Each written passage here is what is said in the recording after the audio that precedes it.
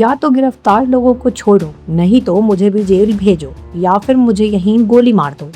उत्तर प्रदेश के सहारनपुर में कैराना लोकसभा सीट से सपा सांसद इकरा हसन ने जब पुलिस के सामने खड़े होकर ये बात कही तो पूरे महकमे में सन्नाटा पसर गया।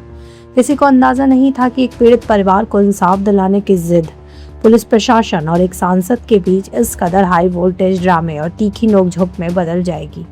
आखिर क्या हुआ था उस दिन डीआईजी कार्यालय के बाहर? क्यों एक बुजुर्ग मां की चीख ने इस पूरे इलाके के सियासी पारे को अचानक सातवें आसमान पर पहुंचा दिया?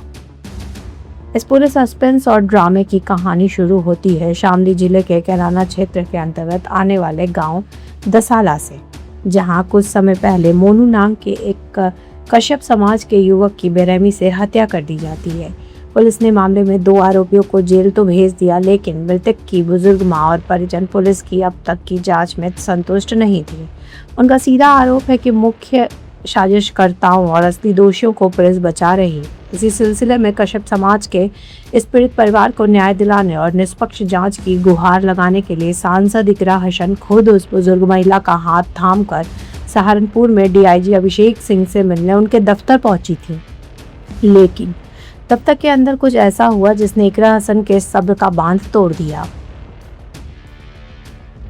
इकरा हसन का आरोप है कि डीआईजी ने मदद करने के बजाय उस पीड़ित बुजुर्ग मां को बेइज्जत किया और वो लाचार मां दफ्तर से रोती हुई बाहर निकली। जवान बेटे की मौत का गम और ऊपर से प्रशासन का यह तानाशाही रवैया देखकर इकरा हसन ने इसका कड़ा विरोध किया। वो दफ्तर से बाहर आकर पार्किंग एरिया में सफेद पट्टी के अंदर खड़े होकर अगली रणनीति के लिए एक प्रार्थना पत्र तैयार कर रही थी, जिसकी अचानक भारी पुलिस बल ने उन्हें घेर लिया। पुलिस ने उन पर आरोप मढ़ दिया कि उन्होंने रोड ब्लॉक किया है और ट्रैफिक बाधित कर रहे हैं। सांसद ने पलटवार करते हुए कहा कि उनके पास पूरा वीडियो फुटेज है। वे सड़क पर नहीं पार्किंग में थी, लेकिन पुलिस ने दबाव बनाने के लिए उन्हें जबरन गाड़ी में बिठाया और महिला थाने ले गई। हद तो तब हो गई जब उनके साथ आए पीड़ित परिवार के 4 सदस्यों और सपा कार्यकर्ताओं को पुलिस ने धारा 151 के तहत चालान और सीधे जेल भेज दिया। पुलिस थाने से रिहा होते ही जब इकरा हसन को इस बात का पता चला तो उनका गुस्सा चरम पर पहुंच गया। वो भारी समर्थकों के साथ सीधे थाना सदर बाजार जा धमकी और फर्श पर धरने पर बैठ गए। वहां मौजूद एसपी सिटी से बेहद तल्ख लहजे में उन्होंने कहा, हंसो मत, इकरा हसन की अब 2 टूक मांग है, या तो बेकसूर को तुरंत रिहा करो या फिर मुझे भी उसी धारा में जेल भेजो। शामली और सहारनपुर में राजनीतिक सरगर्मी अब चरम पर है और सवाल बड़ा है, क्या इस मां को इंसाफ मिलेगा या यह प्रशासनिक और सियासी जंग और भयानक रूप लेगी? सांसद जी, आज आप सुबह पहले डीआईजी के पास गई, फिर आज आप यहाँ पे, क्या पूरा मामला? पहले तो मामला बताइए। थोड़ा पीछे ऐसे करना ये हम एक प्रकरण था हमारे जिला शामली का, जहाँ पर एक लड़के की हत्या हुई थी। उनकी माताजी और उनके और जो परिजन थे उनके साथ मैं डीआईजी साहब के पास आई थी। हम बाकायदा टाइम लेके आए थे उनसे मिलने के लिए। माताजी की कुछ दिल की मुराद थी जो वो रखना चाहती थी कि निष्पक्ष जांच हो। उन्हें डाउट था कि सही जांच नहीं हो रही है, तो हम आश्वासन लेने आए थे डीआईजी साहब से। उन्होंने बहुत सम्मान किया। उन्होंने माताजी उनके दफ्तर से रोती भी बाहर निकली। तो जब इतनी बात हो गई, हम भी वहां से उठकर आ गए। बाहर खड़े होके हम एक दूसरी एप्लीकेशन बनाने की बात ही कर रहे थे, इतने में वहां भी पुलिस आ गई। फिर जाहिर सी बात है हमारी उनसे बहस हुई कि यहाँ खड़ा रहना भी अपराध है। क्या पीड़ित परिवार डीआईजी के दफ्तर के गेट पे भी नहीं खड़ा हो सकता है? क्या अपनी गुहार लगाने हम कहाँ जाए? आखिर अधिकारी पीड़ित लोगों की बात सुनने के लिए ही तो बैठे हैं। बाकायदा टाइम लेके हम गए हुए हैं, तो हम बाहर खड़े होकर अगर बात कर रहे हैं तो उस पर इन्होंने ये पूरा ड्रामा रचा है। मुझे वहां से महिला थाने ले जाया गया ये बोल के कि हमने रोड ब्लॉक किया है। हालांकि हमारे पास भी सारी रिकॉर्डिंग मौजूद है, कोई रोड 1 मिनट भी नहीं रुका। और दूसरे थाने में अन्य परिजनों को ले जाकर अब उन्हें जेल में डाल दिया गया है। हम ये पूछने आए हैं कि क्या अधिकारियों के पास अपनी पीड़ा को लाना, अपने दुख को जाहिर करना, क्या ये अपराध है? किस अपराध में उन परिजनों को जेल में भेजा गया है? और अगर उन्हें जेल में भेजा गया तो मुझे भी भेजे, नहीं तो उन्हें रिहा करें। यही हमारी मांग है। हम सबको आश्वासन दिया, आप रिहा करने का आश्वासन? अभी कोई आश्वासन नहीं मिला है, इसलिए हम यहाँ पर मौजूद हैं और हम यहीं पे रहेंगे। अब आपका जो है अगला स्टेप क्या है? हम यहीं पे हैं जब तक कोई निर्णय नहीं होता है। कोई उन्होंने मर्डर तो करा नहीं है, कोई लूट मार तो करी नहीं है, कब तक जेल में रखेंगे? तब तक हम यही रहेंगे। प्रशासन की आपसे क्या रंजिश है, क्या बात है होगी कि आपको इस तरह से मेरा कोई मामला नहीं है। मैं ये बताना चाहती हूँ कि वो जो महिला है वो पहले से भाजपा की सपोर्टर रही हैं, भाजपा के वो लोग वोटर रहे हैं, कश्यप समाज से हैं, वो मुस्लिम भी नहीं है कि उनके लिए कोई अलग कानून हो, वो कश्यप समाज से हैं, उनकी भी आज पीड़ा का ये हाल है। हम उन्हें साथ लेकर गए तो डीआईजी साहब से सिर्फ आश्वासन चाहते थे कि निष्पक्ष जांच हो जाए, वो भी उनसे नहीं दिया गया और साथ में ये किया कि उन्हीं के परिजनों को जेल भेज दिया गया है। आपको रोका भी गया सरसावा से आने के लिए जब आप चले वहां पर बैरिकेडिंग लगाई गई, सरसावे में, हसनपुर चुंगी में हमें जिले में घुसने से भी रोका जा रहा था, लेकिन ये हमारा घर है, हम यहाँ के रास्ते जानते हैं, हम यहाँ पहुंचे हैं और अब हमारी एक ही मांग है, मुझे कोई आपत्ति नहीं है, मेरे लोग मेरे साथ आए थे, या तो मेरे पर भी मुकदमा हो, 151 में वही कार्रवाई हो, या फिर उन्हें रिहा किया जाए। पुलिस प्रशासन की कहीं ना कहीं बातचीत जो निकल के आई वो ये कह रहे हैं कि हमारी ऐसी क्या बातचीत हो सकती है, और एक सपा सांसद वो भी महिला, हम उनको कैसे इस तरह की बात कर सकते हैं? किस तरह की? कि उनको जाने के लिए मेरे कह साथ सकते हैं? नहीं, जो महिला मेरे साथ गई थी, जो मृतक की माँ है, जो पीड़िता थी, जो मेरे साथ गई थी, उनको बेइज्जत करके वहां से बाहर निकाला गया, इस हद तक कि वो रोती हुई बुजुर्ग महिला वहां से बाहर निकली। अगर मेरे साथ गया हुआ कोई भी इंसान इस तरीके से बेइज्जत होगा तो वो मेरी बेइज्जती है। तो अब आपका अगला क्या होगा? अब हम यहाँ इनके इंतजार में हैं कि या तो ये मेरे पर चालान करे, उससे भी हम संतुष्ट हैं, वो नहीं कर सकते तो ये उन्हें रिहा करे। शासन का रवैया देखा, आज ये वक्त है कि पीड़ित अगर गुहार लेकर आए, पीड़ित अगर गुहार लेकर आ रहा है तो उसी पीड़ित को जेल में डाला जा रहा है।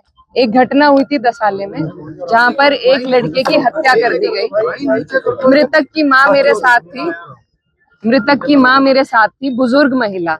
हम डीआईजी साहब के पास सिर्फ 5 लोग उनसे गुहार लगाने गए थे कि निष्पक्ष जांच हो और कुछ और जो उनके तथ्य थे वो बताने के लिए। तो डीआईजी साहब ने इतना सम्मान किया कि वो बुजुर्ग महिला थी, रोती भी वो उनके ऑफिस से बाहर निकली, जिसके बाद हमारी कोई सुनवाई नहीं हुई। हम बाहर आए, हम एक और एप्लीकेशन बनाने के लिए बाहर खड़े होके बात ही कर रहे थे कि पुलिस प्रशासन ने आके वहां से भी सबको धमकाना शुरू कर दिया, जिसके बाद हमने कहा कि भाई ये कोई आपकी अपनी संपत्ति तो नहीं है, यहाँ खड़े हो सकते हैं। सिर्फ 5-7 लोग थे हम और व्हाइट पट्टी के अंदर थे, कोई वहां पे ट्रैफिक नहीं रुका। और उसके बावजूद मुझे थाने में ले गए, महिला थाने में, कि आप यहाँ पे बाधा उत्पन्न करी है ट्रैफिक की। हमारे पास सारी वीडियो है। मुझे महिला थाने में ले गए और जो अन्य पैरोकार थे, परिवार के जो सदस्य थे, उनको दूसरे थाने में ले जाकर उनका चालान करके उनको जेल भेज दिया गया है। तो अब हम इनके पास आए हैं कि क्या आज डीआईजी के दफ्तर पे खड़ा होना जुर्म है? क्या वहां अपनी गुहार लेकर जाना, अधिकारी के पास अपनी गुहार लेकर जाना जुर्म है? अगर है तो हम सब तैयार हैं। जो कार्रवाई परिजनों पे हुई है, मृतक के परिजनों पे जो कार्रवाई हुई है, वो कार्रवाई हम सब पे हो या उन्हें छोड़ा जाए।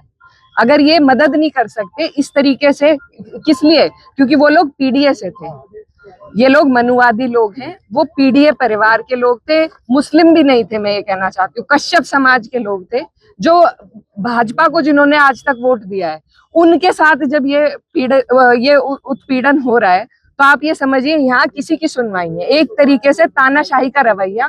माँ जो थी, बुजुर्ग माँ, वो अपने मरे बच्चे के दर्द में डीआईजी के यहाँ गुहार लगाने आई थी, उनको वहां से बेइज्जत करके बाहर निकाला गया। ये है, हिरासत में लिया गया, मुझे भी हिरासत में लिया गया और जो और परिजन है उनको अब भेज दिया गया है 151 की कार्रवाई करके। आपकी बात सरसावा में क्या हुआ है? जी, सरसावा में क्या हुआ? सरसावा में हम चले गए थे, हमें लगा मामला खत्म है, हम आगे चले गए। वहां हमें कुछ लोगों से मिलना था, काम था। वहां से जब हमें जानकारी मिली कि उन लोगों को जेल भेज दिया गया, हम जब वापस आए तो बैरिकेडिंग लगा दी गई। जिले के चारों तरफ, हसनपुर चुंगी में, सरसावा थाने के आगे, सब जगह बैरिकेडिंग लगा दी। कैसे कैसे तो हम यहाँ पहुंचे हैं और अब हमारी इनसे यही मांग है कि पीड़ित परिवार का क्या गुनाह है, क्या अपराध है उनका? प्रशासन ये चाहता था कि आप सहारनपुर में ना पाए? बिल्कुल, यही उनकी मंशा थी, तभी हर जगह बैरिकेडिंग लगाई गई। लेकिन ये हमारा घर है, हम अपने घर के रास्ते जानते हैं, हम यहाँ तक आए और अब हम इंसाफ लेकर जाएंगे कि ये लोग मदद नहीं कर सकते। देखिए, हम कोई झूठ नहीं बोल रहे। लड़का जो है मोनू, उसकी हत्या हुई है, ये एक फैक्ट है। 2 लोग जेल भी जा चुके हैं। उसके अन्यथा में जो कार्रवाई होनी है उसके लिए हम यहाँ पर आए थे, ये सब फैक्ट है। तो उसमें हम कोई झूठ नहीं बोल रहे, इनसे कार्रवाई की गुहार लगाने आए थे, वो इन्हें मंजूर नहीं है। लेकिन इसका मतलब ये तो नहीं कि पीड़ित परिवार को इस तरीके से जेल में भरा जाएगा। अगर आज पीड़ित भी प्रशासन के पास नहीं आ सकता तो फिर क्या लॉ एंड ऑर्डर है? ये जो सरकार लॉ एंड ऑर्डर की दुहाई देती है, कहाँ का है ये लॉ एंड ऑर्डर? वो माँ तो मुसलमान भी नहीं थी, वो माँ तो कश्यप समाज से है, पीडीए समाज से है, उनके साथ ऐसा हो रहा है, उनकी भी सुनवाई नहीं है। अधिकारी कह रहे हैं कि जिन्हें गिरफ्तार किया वो जाम लगा रहे थे गैजी। मेरे साथ थे वो, हमारे पास वीडियो है। हम 5 से 7 जने वहां पर कुल मौजूद थे। सफेद पट्टी में जो डीआईजी के ऑफिस के बाहर जो पार्किंग एरिया है उसमें हम खड़े थे। हम रोड पे नहीं थे, रोड 1 मिनट भी नहीं रुका है और ना ही कोई वहां पर जाम लगा रहा था, ना हमने भीड़ को बुलाया। यहाँ के एसपी भी कह रहे हैं कि आपको हिरासत में नहीं लिया गया। मुझे हिरासत में लिया गया है, मैं महिला थाने में बैठी थी, उसकी भी 20-30 मिनट इन्होंने ढोंग रचा, क्योंकि शायद हमारे प्रशासन के पास बेहतर काम नहीं है आज, तो सारा प्रशासन इसी मामले में उलझा हुआ है। और ढोंग करने के लिए हमें लेकर गए थे आधे घंटे के लिए, वहां से फिर हमें भेज दिया। लेकिन जो परिजन थे, मुझे महिला थाने भेजा, उनको सदर थाने भेज के उनको जेल में भेज दिया गया है। अभी आप सदर थाने में अधिकारियों से क्या? अब हमारी ये मांग है कि या तो मेरा भी चालान कर दिया जाए 151 में, क्योंकि मैं उनके साथ हर कदम से कदम पे मौजूद थी।